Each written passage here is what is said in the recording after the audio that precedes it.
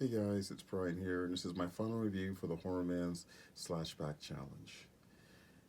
And the theme that Joe the Horror-Man has set for this week is Slashback Slashers, and that basically means slasher films that have been previously reviewed by other Slashback reviewers over the past 2 years. And the film I chose to review today is Amsterdam. This is a 1988 Dutch slasher film. Now, this film has been previously reviewed by Undead Nightmares 24, and he had reviewed it for the water-based slasher films um, about 4 months ago. And I wanted to review a film I haven't seen before, so this is part of the reason why I chose to review this one. This is an interesting slasher film, and it's interesting because it's like an amalgamation of like at least 3 or 4 different horror subgenres. You have like a creature feature angle, you have a giallo angle, um, Euro crime. It's such a weird amalgamation of stuff going on here. Basically, the plot of this movie is we have this serial killer who's dressed up in scuba gear, and he's using the canals in Amsterdam to randomly kill people, essentially. He kind of just pops up wherever somebody is and kills them and like, jumps back in the water.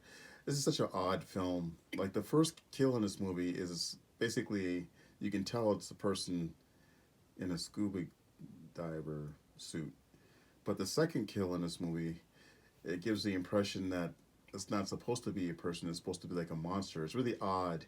In some scenes, this film kind of wants to be Jaws. It even has its own little theme music that plays before the killer comes out and kills his prey, especially when it's in the water. It's such an odd setup for this one. Where this film really does shine, though, is in its action sequences. There's like 2 really great chase sequences, one on bike and there's a boat chase. And both of them, when you're watching them, it's like you can tell it's really dangerous. Like, I'm surprised nobody got hurt while they're filming both these scenes, where you can see the guy on a motorcycle, he's almost at some points like falling off. In the boat sequence, it's like they're able to hit some pedestrians and stuff. It's really, really crazy. The kills sequences aren't really good. It's basically the action sequences where this movie shines. Um, I think the biggest problem I had with this movie was the ending. Like, it was set up for 2 great climaxes, and yet they decided to go with a more anticlimactic ending. And the motivations for the killer comes out of nowhere in the last 5 minutes of the film. It's almost like watching like a Scooby Doo episode. It's very odd.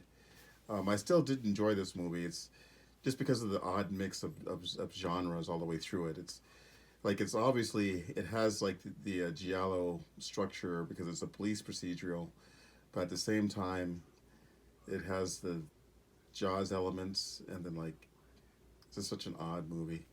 I am glad that I've watched this one though.